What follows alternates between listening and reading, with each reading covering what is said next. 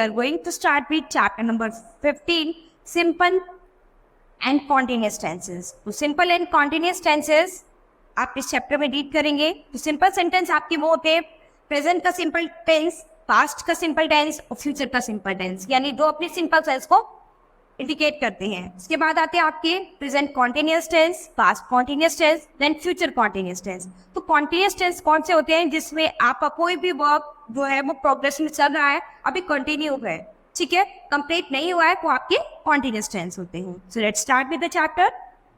Look at the following sentences. I right a story. तो ये क्या है? ये सिंपल प्रेजेंट टेंस है, क्योंकि यहाँ पर वर्ब की बेस फॉर्म का आपने यूज किया है. तो आप वर्ब की फॉर्म से आप अपने सेंटेंस को पहचान सकते हैं. तो यहाँ पर वर्ब की बेस फॉर्म यानी राइट का यूज हुआ, इसलिए ये सिंपल प्रेजेंट टेंस है. I wrote a story. तो यहाँ पर वर्ब की सेकेंड फॉर्म का यूज हुआ है, इसलिए सिंपल पास्ट टेंस है. नेक्स्ट है आपका I shall write a story. तो शैल राइट से आप समझ जाएंगे ये सिंपल फ्यूचर टेंस है, क्योंकि सिंपल फ्यूचर टेंस में आप विल शैल का यूज करते हैं. नेक्स्ट है आपके पास continuous. I am writing a story. तो एम का यूज किया है ना आपने आई के साथ. आई के साथ जब एम का यूज करेंगे या फिर ही शी के साथ आप इसका, और प्लूरल के साथ आप आर का यूज करेंगे. आई वी यू दे के साथ आप वी और दे के साथ आप आर को यूज करेंगे, तो वहां पर आपका प्रेजेंट कॉन्टिन्यूअस टेंस होगा, ठीक है. और कॉन्टिन्यूअस टेंस में बेस फॉर्म के साथ हमेशा आईएनजी का यूज होता है, ठीक है. I was writing a story. तो यहाँ पर वॉज जो वर्ड है, इससे आप क्या समझ जाएंगे? ये पास्ट कॉन्टिन्यूअस की सेंस दे रहा है, क्योंकि यहाँ पर वॉज वर्ड है, ठीक है. नेक्स्ट है आपका I shall be writing a story. तो शैल बी वर्ड से आप समझ जाएंगे ये फ्यूचर कॉन्टिन्यूअस टेंस है.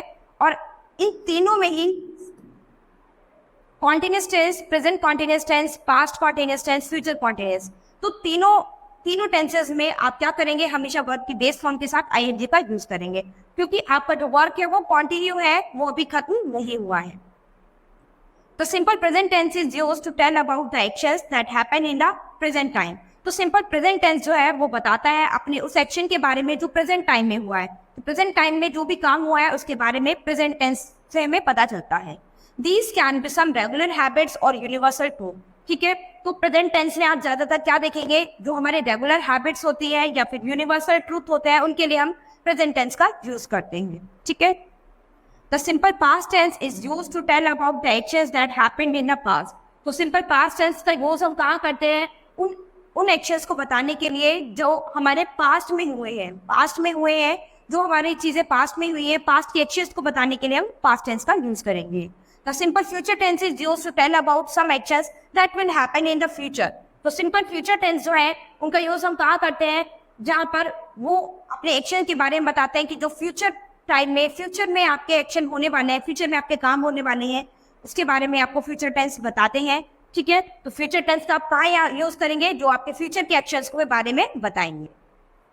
Continuous tense of the three tenses tells us that the actions are happening or continuing and are not completed yet. तो continuous tense के जो तीनों टेंस है वो हमें क्या बताते हैं कि हमारा एक्शंस, हमारा काम जो है वो अभी कंप्लीट नहीं हुआ है, अभी कंटिन्यू है, प्रोग्रेस में है, जो अभी कंप्लीट होना बाकी है, ठीक है. कॉन्टिन्यूस टेंस से हमें उसके वर्ड से ही पता चल रहा है कि एक्शन आपका क्या है? कंटिन्यू है, अभी कंप्लीट नहीं हुआ है, ठीक है. तो आप अपने सेंटेंस को रीड करेंगे, उससे आपको पता चल जाएगा कि आपका एक्शन कंटिन्यू है, अभी कंप्लीट नहीं हुआ है. और वहां पर आप प्रेजेंट कॉन्टिन्यूअस के अकॉर्डिंग इज आर एन का यूज करेंगे, पास्ट कॉन्टिन्यूअस के अकॉर्डिंग वॉज वर्ब का यूज करेंगे, फ्यूचर कॉन्टिन्यूअस के according will be shall be का यूज करेंगे, और वर्ब की बेस फॉर्म के साथ आईएनजी का यूज किया जाएगा तीनों टेंसेस में, करेक्ट.